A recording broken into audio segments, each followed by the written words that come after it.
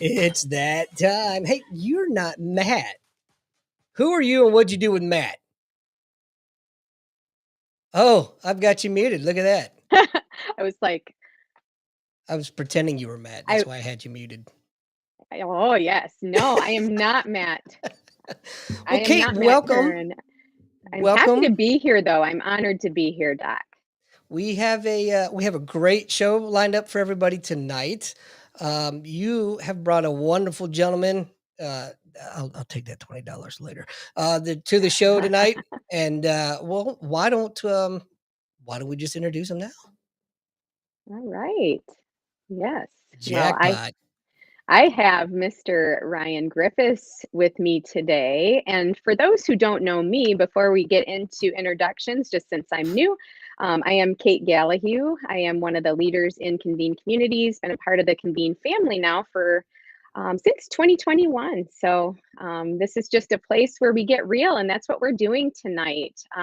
Ryan and I share a passion for youth development, and I spent some time, about 19 years of my life in pediatric medicine. So are a big part of my heart, and both of us really share a realization that we can help youth move forward by teaching concepts like resilience and character development and all kinds of different things. But in Convene, one of the things we do here with the Mental Wellness podcast is we allow incredible people who are using their story for good to join us and share that story. And you have a pretty long, deep story that you've really grown confident in sharing where appropriate to change and ultimately, I believe, save lives, Ryan. You are a gentleman that works in the juvenile justice system as the director at our local juvenile care center, and the deputy court administrator. But anyone who meets you immediately sees the heart for the kids that you serve. And I know that we'll get to that story about how you evolved into this career path, but let's start with some of the backstory. How did you get into this line of work, and what's some of those pieces of the puzzle that led you to have such a passion for helping youth overcome challenges? If you don't mind sharing with us. I don't mind. Doc, Kate, thanks for having me. Thanks for everybody for listening. I'm glad, Kate, that you said it. You always say what I'm thinking, it seems. And that is that it is, for me, it's about the heart. And I've been in the child welfare world and the juvenile justice world now for, I hate to admit, because I'm going to date myself here, but it's been 20 years, pushing 20 anyway. In a variety of different roles. And I started in the child welfare world as a child protective services investigator, a foster care case manager, prevention worker, juvenile justice worker, supervised all those programs, and then went on to help run a homeless shelter here in Isabella County, where I reside in Mount Pleasant. And then ultimately took on one more nonprofit, brought on youth advocacy programs, which is a national program based out of the East, mostly originated in Pennsylvania, but I was the first director to bring it here to Michigan. And then I got the call to where I am now. And where I am now is a culmination of so many things in my career, educationally, professionally, but personal experience. Personal experience is where the connection was, and personal experience is what I use as not only a daily motivator, but just the basis for everything. My why is rooted in my own personal experiences, which if you want to preface that a little bit more, I can go into that. It's a tale, but I don't know if you want me to start there or where you want me to start. I'll give you a chance to interject. I'd like to know when you were born, if we could start there. Yeah, so it was a rainy night in July. Well, Ryan, I think what we'll do is I know I want to kind of share a little bit about how you and I met first, and that will lead to the backstory. Okay. Yeah. So I sit on the Youth Impact Partnership for Midland County, and I made a mutual friend of yours, or met a mutual friend, and we had coffee for a different purpose, but I started telling her a bit of my story of why I really found this passion for helping youth heal versus reacting to their disease and medicine. And she heard my story of some of my own pain points, and what led me to realizing that when I was authentic with my patients, where appropriate, and we made that connection. It wasn't the stethoscope, and that gave me credibility. It was that I understood them and that I saw them, and we connected in our humanness. And she said, I have somebody you have to meet. And I just need to make it happen. I know we're here for a different reason, but the whole time I'm thinking you need to meet Ryan. And so we did, and we met, and we talked about how our stories are so important, and how they become that guidebook for somebody else who's walking through a hard time, to show them they aren't alone. And that's really where people cultivate trust with you, and you get credibility, not because of how much you know, because of our CMU education. I know you're a fellow Chippewa, Yeah, but fire up. Yep. it's not from all of that. It's from what we've learned through wisdom and experience. And when you have a tool that can help them because you actually walked in those shoes that were somewhat similar, then that's how we break through with people. So in your line of work, we met at the Monarch Academy, which we can explain how that all came to be in the future too. It's just such a wonderful name that gives those kids dignity that you work with. Yeah. But you had an experience where some of your story was able to be shared, and it was the most releasing, the most relieving opportunity for you to let go of some of that weight that you carried, and Yeah. recognized that it needed to Yeah. be shared. So Yeah. maybe we can get to that, but maybe I'll leave that up to you. We can start with the backstory and lead up to when you shared, or we Yeah. can start with what you realized. Yeah, let me give you. So I'm going to give you. Usually, like I was saying pre-show here, usually my speech on describing my life is about a 90-minute talk. I'm going to try to condense that down here to about 5 to 10 minutes. And I know those of the guests that are listening in right now are rolling their eyes really hard because they know me better than that. Anyway, yeah. Time's up. Yeah, I tried. Sorry, went too long. Yeah, so I grew up. I have a younger sister who's 2 years older, or excuse me, 2 years younger than me. I'd like to think I'm the younger one, but that doesn't work out. My parents were together until I can't even remember how old I was now when they divorced, but I was young, very young. And my father, my biological father, is likely, and I've said this, I say this in every public speech or every presentation I ever give. I've been in child welfare and juvenile justice now, or some aspect of that, for 20 years, as I stated earlier. And I've worked with all kinds. I've worked with child abusers, drug addicts, mentally ill, neglectful people.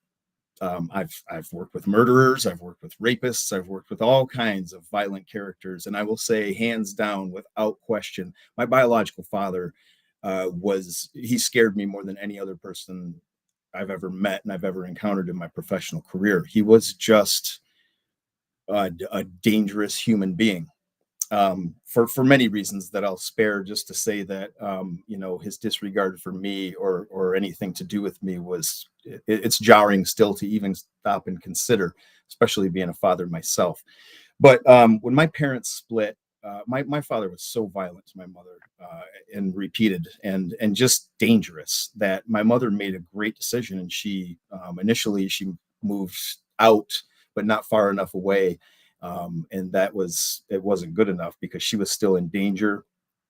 And so she chose to move farther away and put a real nice buffer zone in between them, which was a great move, and allowed my dad to move on to many, many other women, which he had been unfaithful blatantly and openly for as long as I could remember what it meant for my dad to take women into the bedroom and spend some time in there while my mom was at work. And then they'd come out, and I didn't understand it then, but I do now. And, after that, my mom moved, and it was really important to me. I just, at that point in my life, me and my sister, for that matter, we had a connection to a friend group. We were established in school. We wanted to stay. We didn't want to move. And, my dad, master manipulator, like a lot of addicts and people who are in active addiction or alcoholism are, convinced her to, we stayed with my dad at his house, and it got worse from there. And what I mean by worse was he would just leave us alone for days at a time. And we're talking, my sister and I probably at this age, 6 and 4, Oh, 7 and 5, 8 and 6. He'd just leave us alone for days at a time. And he would spend a lot of time in downtown Saginaw. He had a habit at that point, a crack cocaine habit, and addiction to prostitutes. And so he'd spend his time just dabbling in that. We'd see him every now and then. And when we did, he'd come home, and a lot of physical punishment if chores weren't done to his liking or whatnot. And then that would result in us being locked in our room for who knows how long. No bathroom, no food, no water, just for a long time, with tape and stuff over our doors and all that, measures to make sure he knew we weren't getting out. Eventually, my sister moved out, thankfully, which I'm firmly convinced it changed the trajectory of her life completely. And I'm very, very thankful that at a young age, she moved back with my mother. But and a lot of folks, I know we're on a mental health podcast here, so hopefully folks will understand what I'm about to describe. But my father more or less kept me in prison. And I don't mean physical prison. I mean a mental prison. Prison of manipulation, and that manipulation and fear. He had control over me because I've seen what he's capable of. He was an incredibly violent man, and I've seen him carry it out. And there were more times than not that I'd wake up to him crying and, a gun to his head or a knife to his throat. And he said basically to me that if you leave too, I'm going to kill your mom. I'm going to kill your sister. I'm going to kill you, and I'm going to kill myself. So you're here. And that was it. And for me, a lot of people are like, why didn't you just tell somebody? Why didn't you just move with your mom? I felt at that point that I was protecting my mom. It was my job as a young boy. Now I can't say anything. I kind of just have to be here and absorb what he has to put out so I can protect my mom and my sister. And I felt responsible for him to a degree too, because he's so unstable and, he's going through whatever. So it was just a weird, like, invisible prison is the way I describe it. And I stayed, and, it amped up. It got insanely dangerous after that. At about 10 years old, and I just told this story I do a daily video, a YouTube video for the kids of our facility. Try to do one a week. Usually I try to do them every day, but it doesn't pan out, life. But one of the things I mentioned was one of the things I just started talking about recently. The kids always are amazed because I'm up at 2 a.m. every day. And one of the kids asked me, why are you up at 2? Like, why do you get up at 2 o'clock? And I said, my body's up at 2 no matter what, every day. And before I could finish, that sentence, one of the kids said, that's a trauma response. And I almost fell off my chair, and I said, bingo, dude. How'd you know that? He's like, if your body's waking up, it's for a reason. Like, you don't need an alarm. And he's right. At about 10 years old, my dad worked at General Motors at the time. And every single day that he supposedly worked, I think he worked at GM. We went to GM every day. But in the morning, my dad would get me up at 2, and he'd sit me at the kitchen table, and he would smoke weed and drink coffee. And I would cut the corners off all these Ziploc baggies and hand them to him. And he'd start packing them in and twist them up and throw them in his he had a really nice, fancy wood finished box. Ironically, said Holy Bible on the front of it. Not a good look. But he had a stick shift Ford Festiva, if anybody knows what that little matchbox of a car was. And he taught me how to drive that thing. And so every day before school, it was my job to drive him to GM. I dropped him off in the parking lot. And he didn't go in the building. He got into another guy's car. And then everybody came to that car. And my job was to drive home and make my drops on the way. And the drops were the houses that he told me to stop at, and somebody comes out. And if they don't come out, my job is to go up and make sure that that pack's delivered. And if it doesn't get delivered, you can guess who pays for it.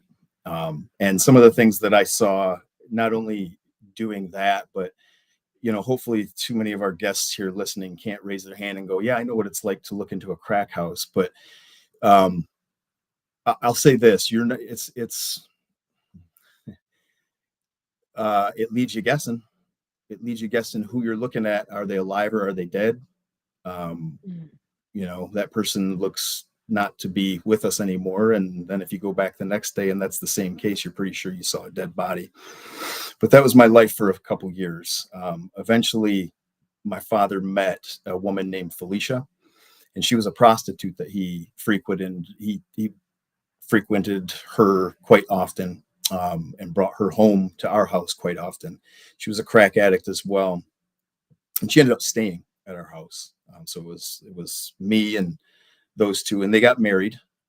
And it was just an absolute war zone, because with Felicia, we didn't have to go, there was no more deliveries. The life came to our house. And so our house essentially became a war zone.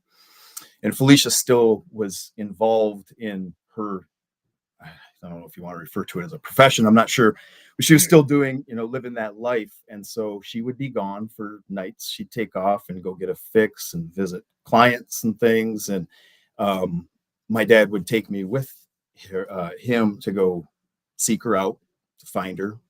And this is a picture of the guy we're talking about here. He'd no fear in this man. I don't think he feared death, but he would take a gun with him and he'd kick down the door of every house that he thought she would frequent, and eventually drag her out by her hair and bring her home. And when here's a weird paradox for you, because when we got home here, this was a major problem for me, and it still is to this day, I think. But her punishment essentially was, and I'm sorry for listeners who might be sensitive to what I'm about to say, but her punishment, if you will, for those actions was my father would forcefully rape her, and he would force me to watch that act. And that was control for him, both over her and for me, because he still wanted to, insert into my thought pattern that don't you ever think about leaving either.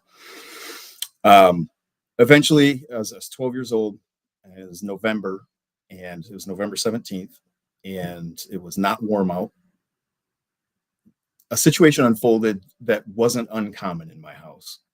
A fight was brewing, and it was in the kitchen. The house was super small, ranch style, no more than, I don't even know, maybe 900 feet. I mean, it was 900 square feet. It was very, very small. You could hear and see everything.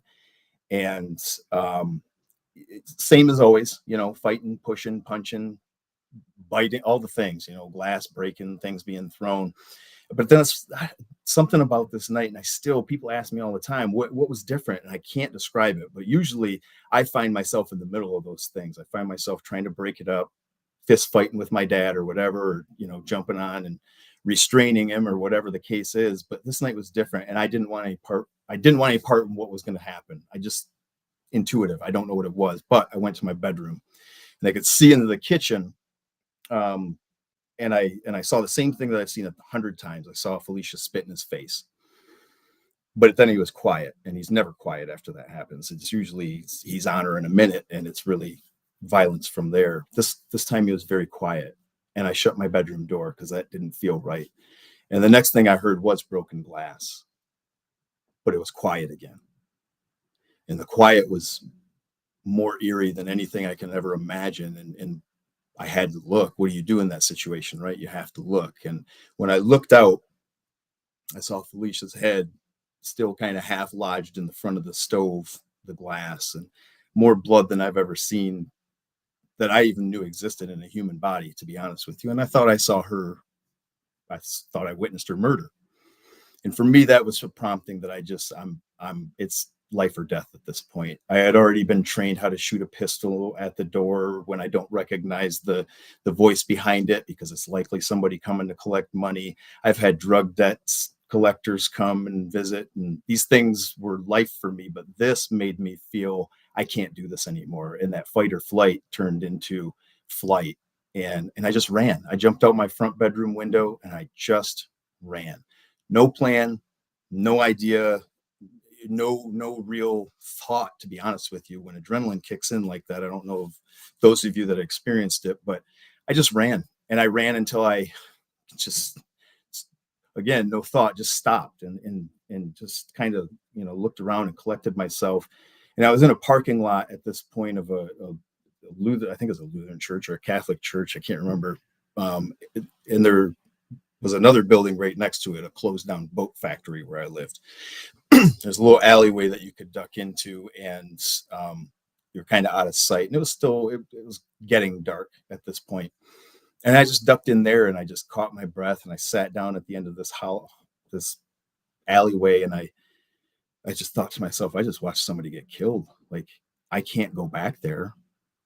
So I didn't. I just stayed the night there. I sat there and I drifted in and out of sleep and woke up and thought about what am I going to do and where am I going to go? And I just went to school the next day. I just went to school. I got there when the custodian got there and got in the school and cleaned myself up and went to school and told nobody, because history in my house told me nobody's getting arrested, because nobody ever did. Nothing ever really happened. My dad would go to jail for 30 days here, 45 days there, 90 sometimes, but never, anything serious like he really deserved. But here's the kicker, right?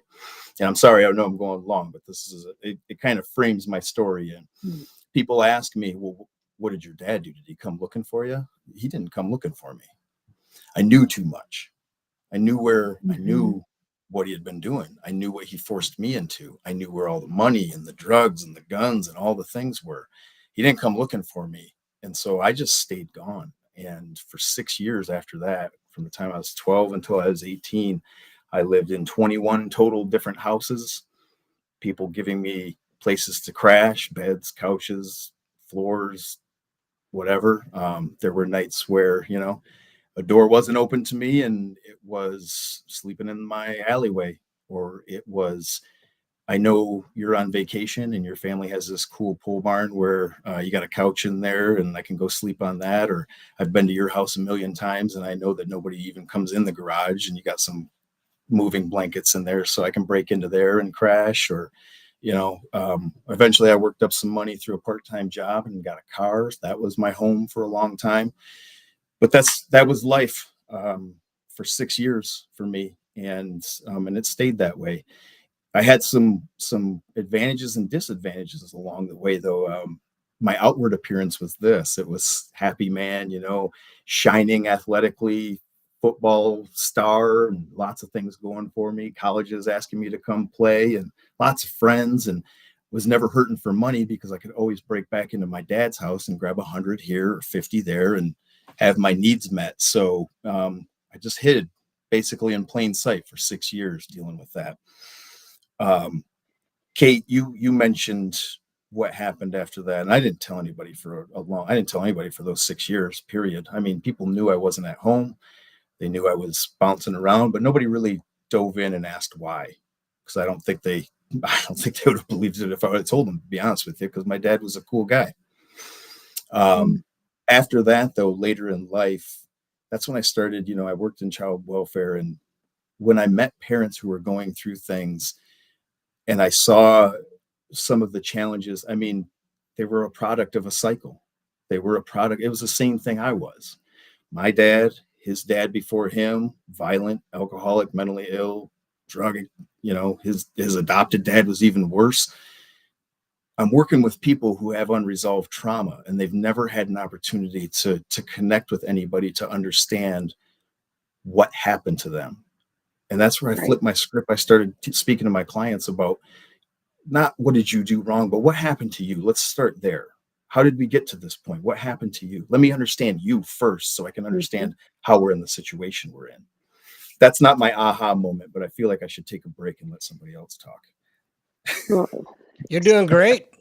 Thank you for Okay. your vulnerability, Ryan, and sharing all of that. It's you tell your story very eloquently, but I'm sure it wasn't so easy to tell that the first time. You share it from a place of passion to help others now, but um, you know, yes, you're correct that um, I'm sure in those moments where you encountered people who were hiding in shame and knowing that what they've done, and they are looking to you for what's next, and for you to say, let me understand what happened to you, tells them that you value them as a human being. You're seeing them, you're hearing them, you understand them, and then you started to move into a little bit more of just that shared connection opportunity that Yeah. maybe didn't come right away, but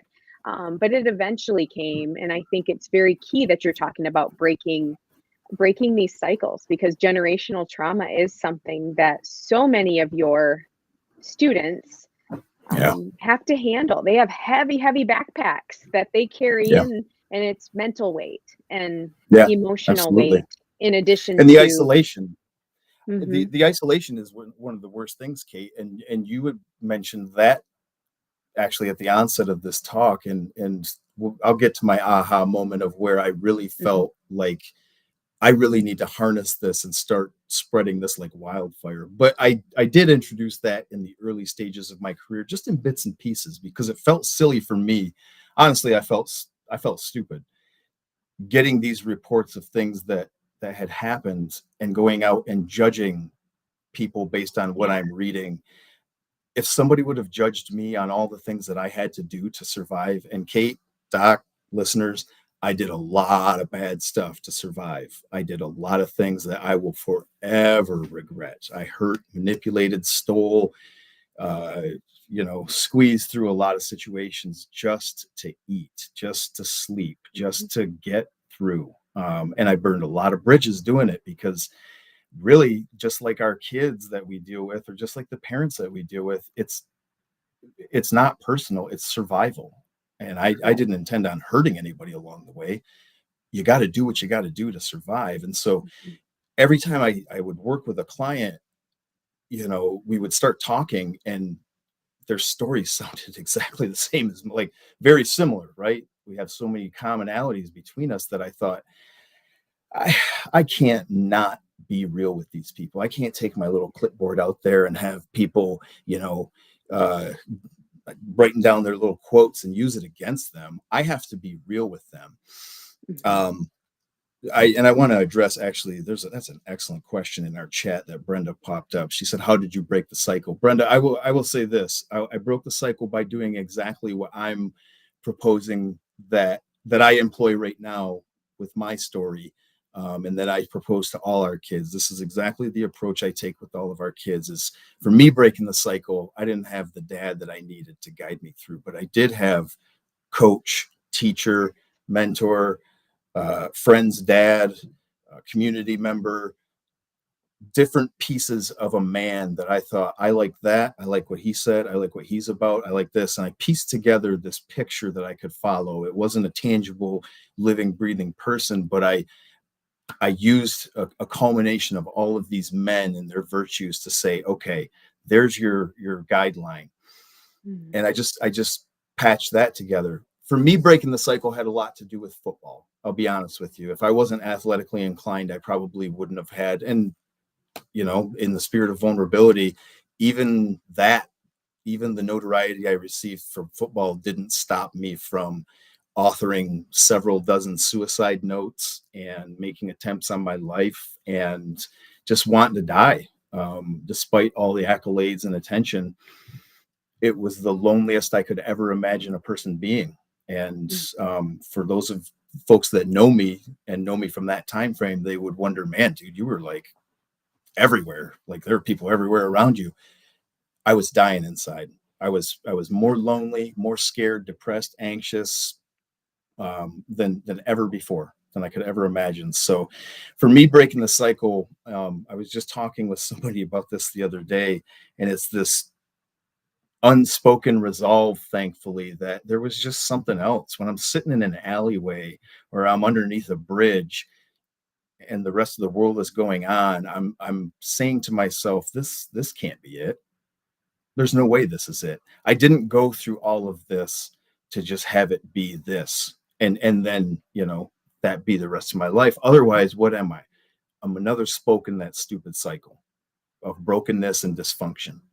And Mhm. so I just took all of what I knew to be good in these models that I had, and I said, I'm going to break this. This stops with me. Even at that age, I said to myself, like, this has to stop. I knew what happened before me, and it can't happen to me. Somebody has to break it. And so basically, that's kind of where I started, was understanding that what I was going through, and this is what I tell our kids all the time: your pain, your trials, your challenges right now, and all this suck is going to be a hell of an inspirational story to use on the next person that's going to need some encouragement.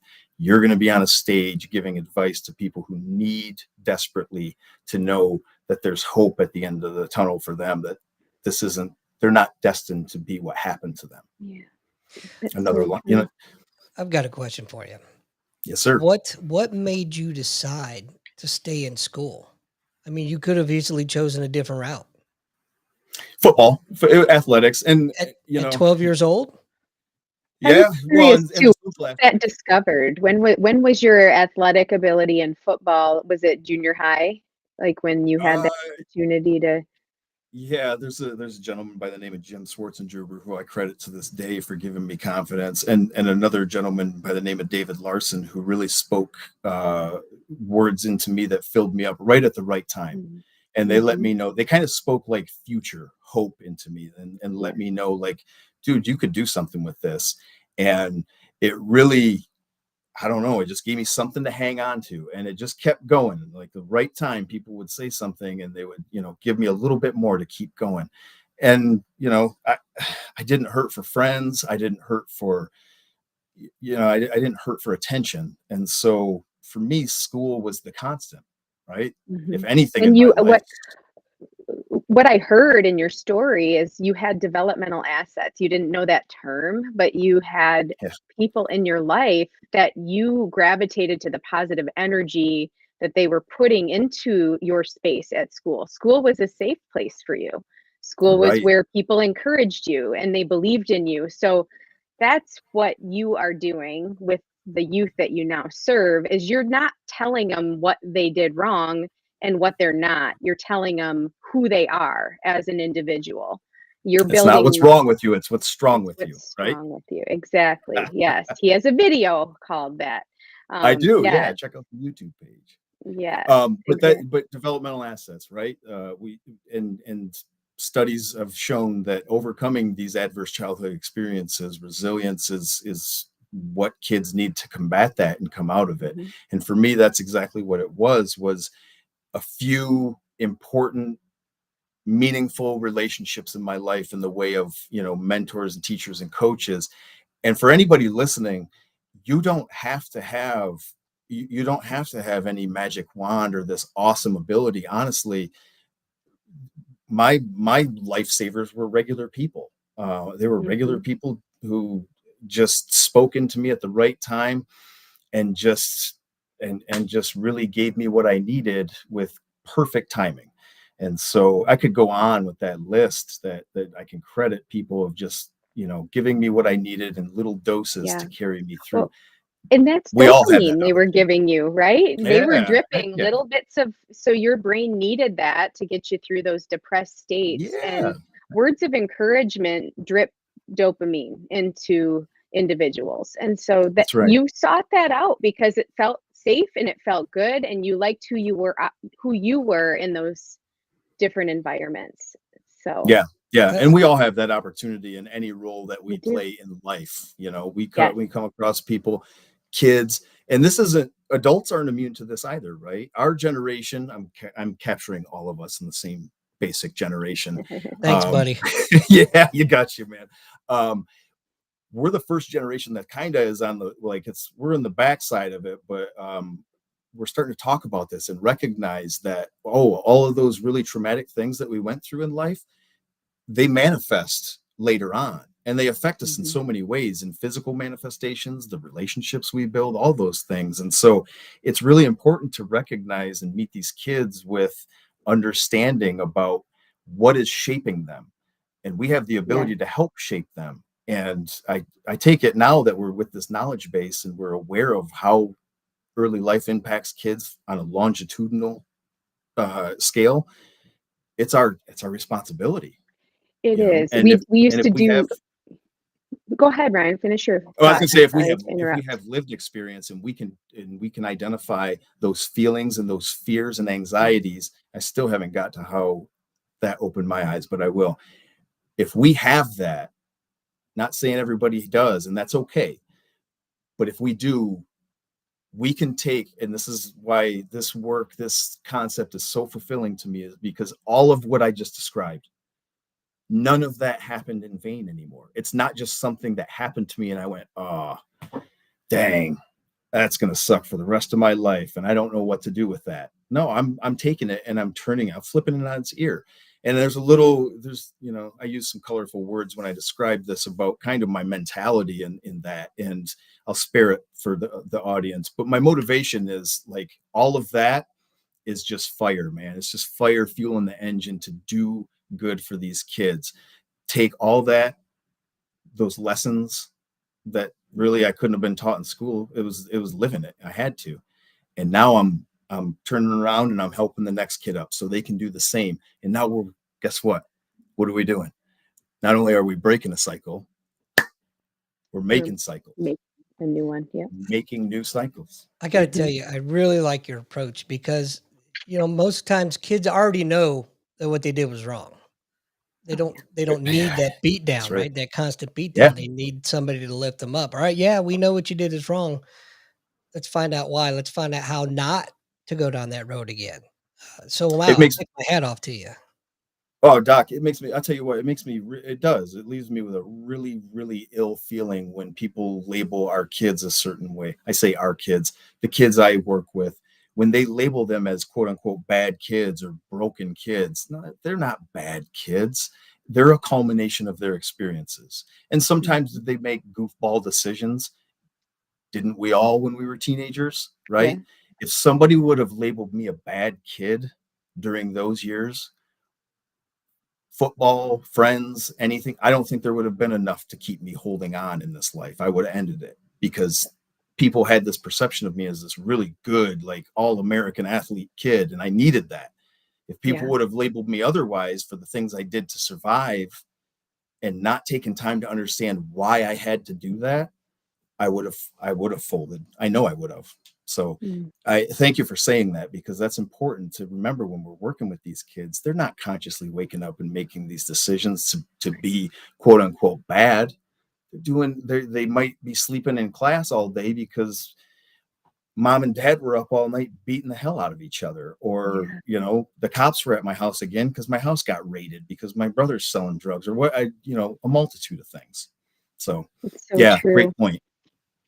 Yep, and those kids are so blessed to have you as just their mentor, but you are then creating that positive environment for them because you know how much you needed it, and that you make school a place where, and you're shifting a culture. You're letting these kids know. We'll get to that in a moment a bit, but letting these kids know that there's different ways that we can speak to ourselves first through your videos, but then Yeah, turn around and speak to each other in a yeah, way that's respectful and life-giving. And when you know how that compliment made you feel, well, yeah. turn around, give that compliment to someone else. That actually makes you feel good too. So Yep. the giver and the receiver and the observer of the compliment all get dopamine. So you're creating Yeah. these positive emotions in your space that you have those kids for that period of time, and you are a lifeline along with the educators and mentors that you're teaching to speak that same language of strength and resiliency awareness, that Absolutely. we can grow even more resilient through the things we go through. So Yeah, it's their proving ground. It's a badge of honor for them. I mean, it's really, really sucks going through it, and I'll never deny that to any of them. But um, I always, and that's, a line that we're all familiar with because we've heard it once or twice in our lifetimes. But I always try to be the person that I needed at that age, right?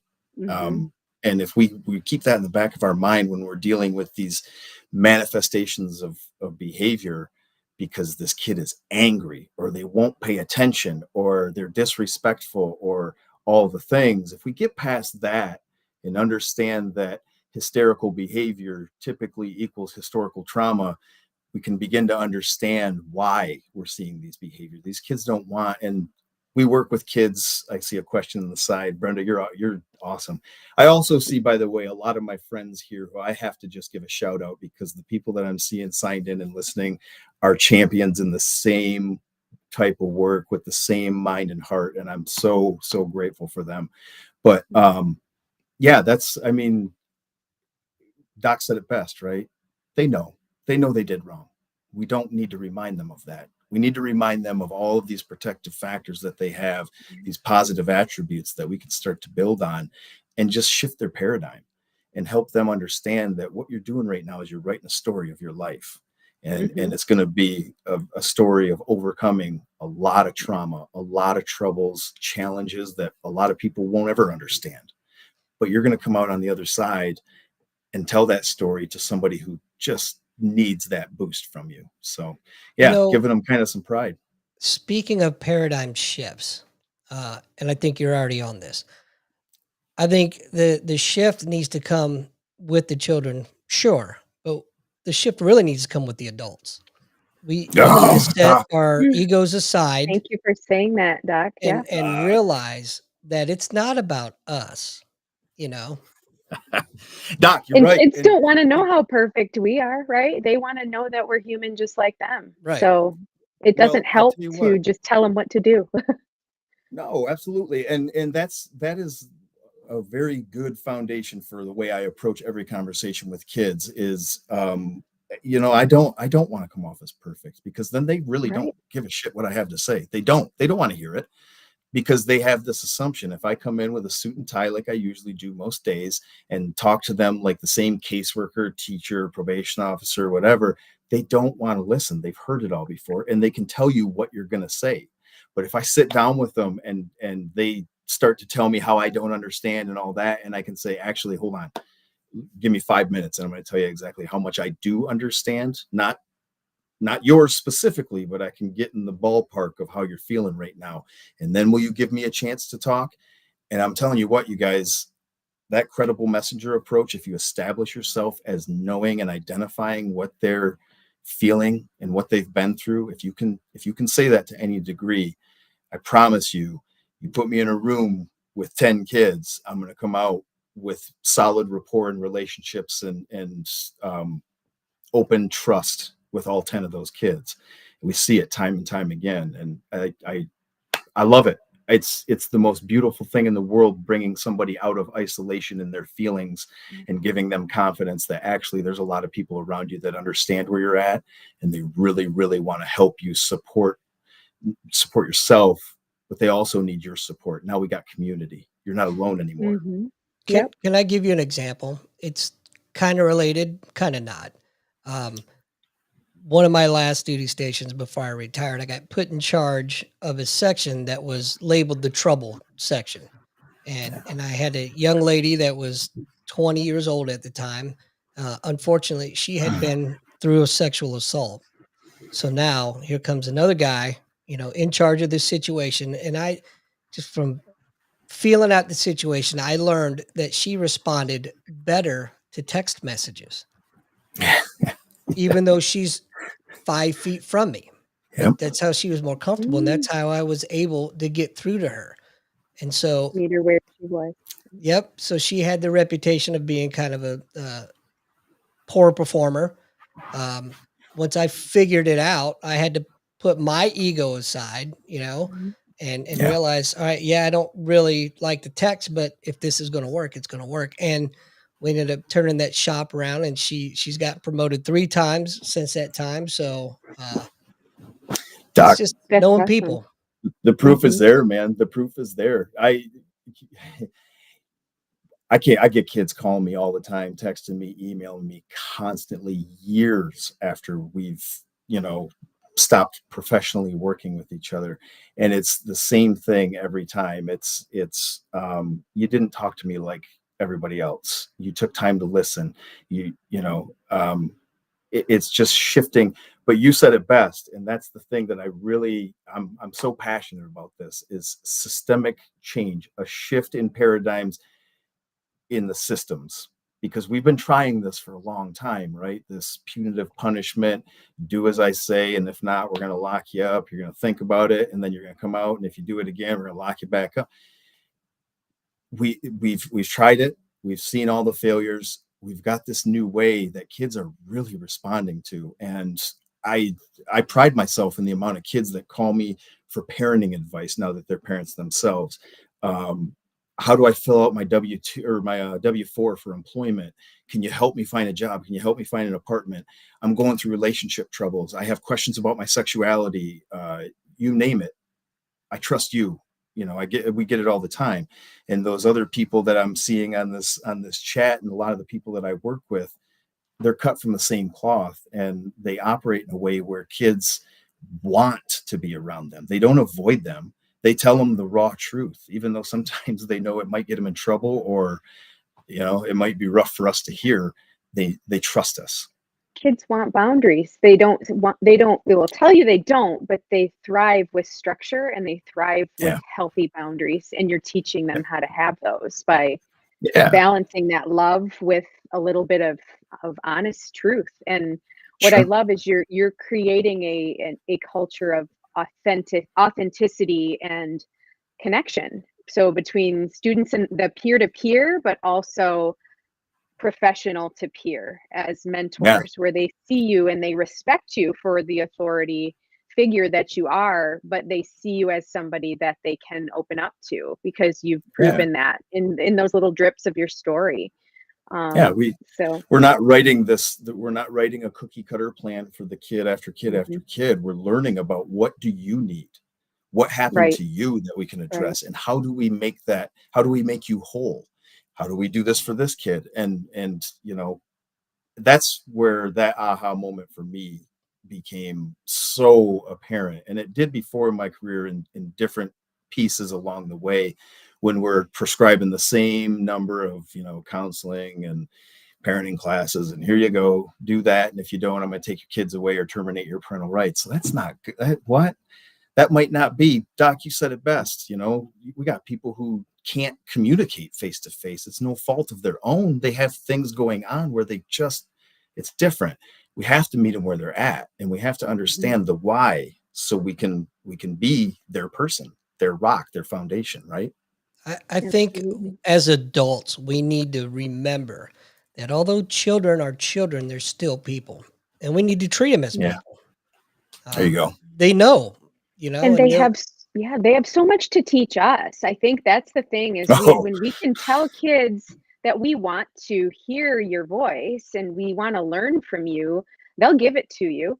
But that helps them to feel valued. If you're in school and all the teachers ever do is give you a spiel on how to be a better human with all the social emotional learning concepts, but don't ask for your input and how to pull some of that gold out of them so we understand their world better.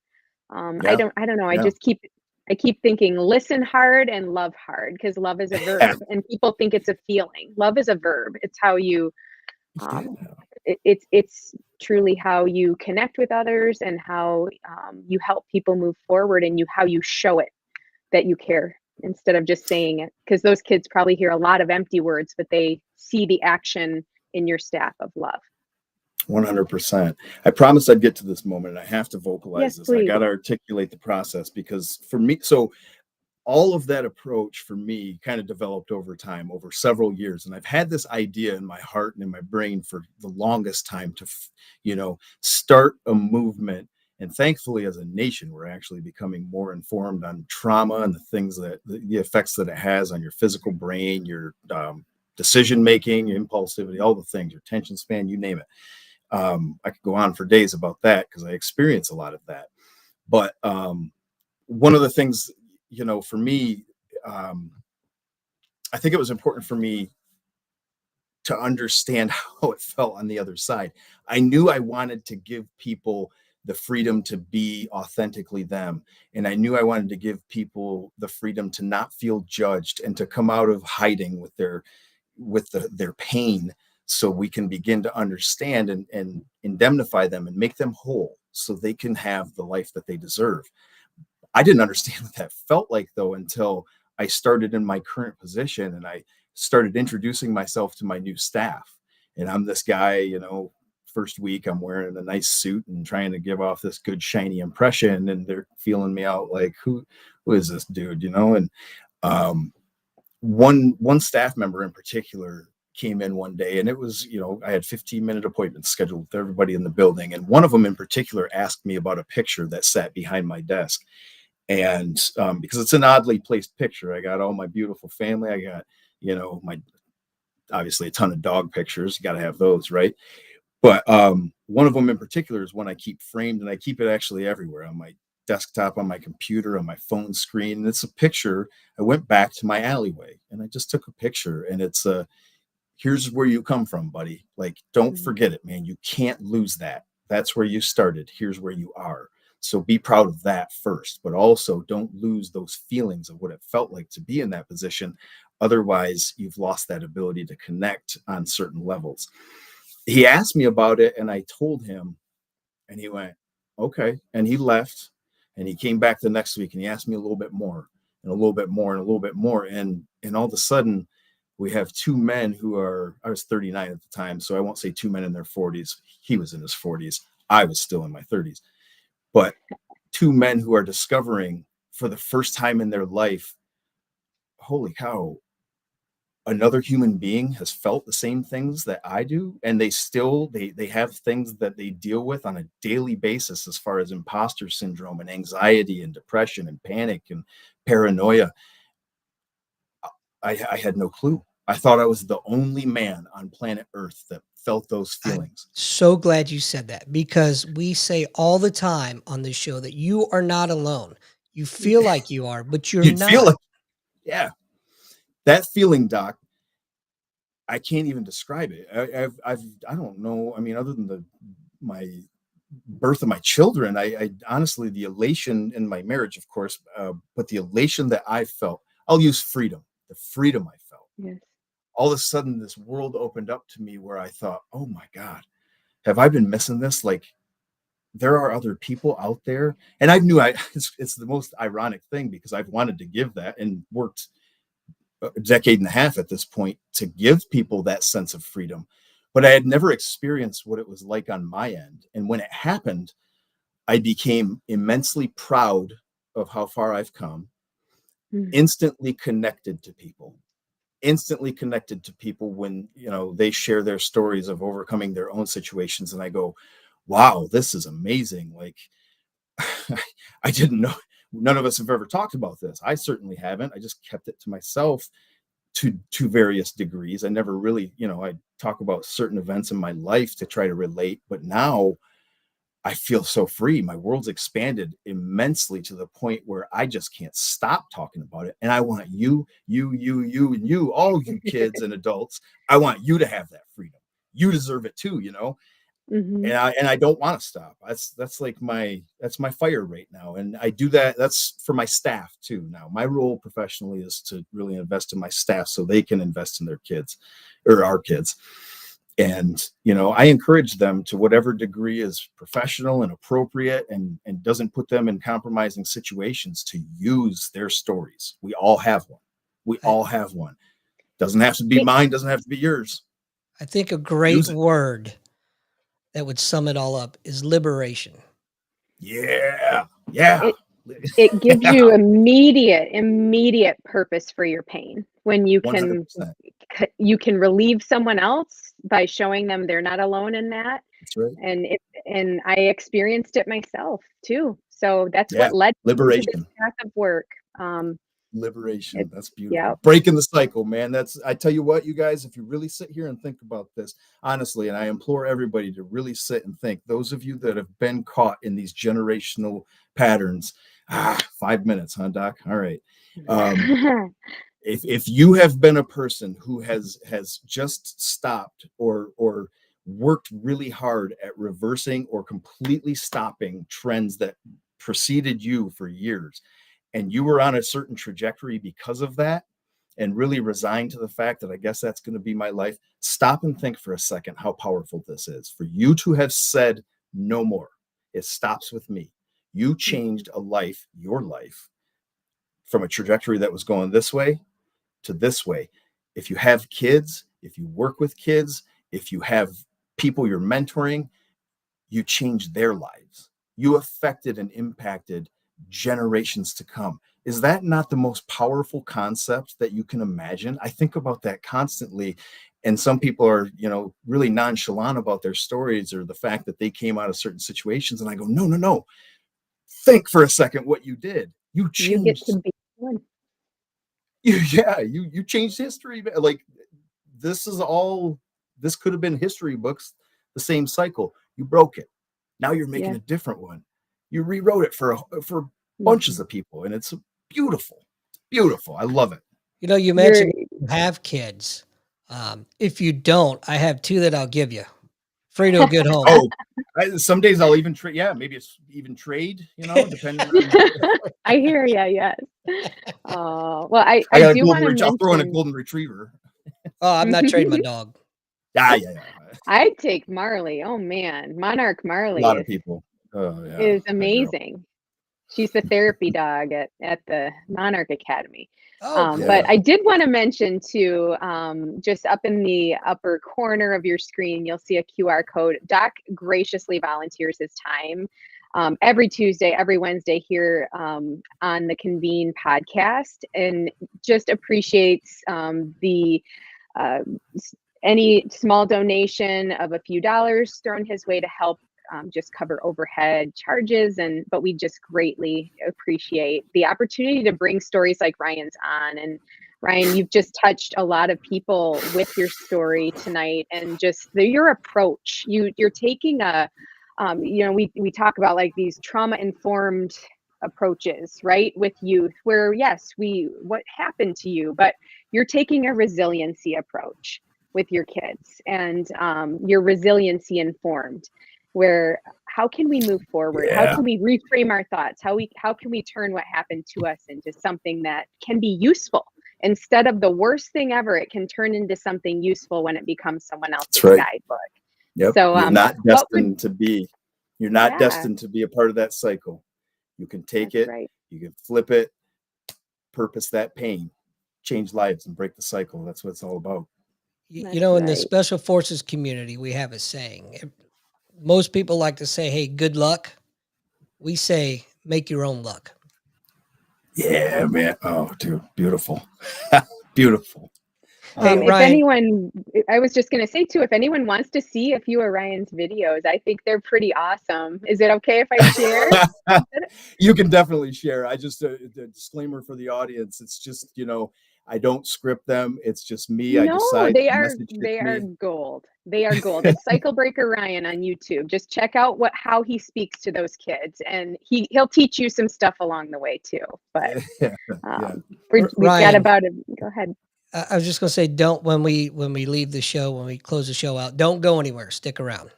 I'll stick around. Yeah. Well, thank you very much, you guys. I appreciate this. I appreciate you giving platform to new ideas and new approaches, because man, this is, and I, for folks that know me or folks that have heard of me, they know I'm on fire for this. And so when I get the opportunity to share this passion, and Kate, you've been along for a lot of that ride so far. Thank you for bearing with me. Oh, it's been my pleasure. I just believe it's how it was supposed to happen. Yeah, I think those connections are made when there's lives that can be changed, and we thank our friend for bringing us together too. Absolutely. Doc, thank you. It was my pleasure. Great show. Stick around, like I said. And for the rest of you guys, we will see you hopefully tomorrow. And if not, we'll see you next week. Good night, everybody.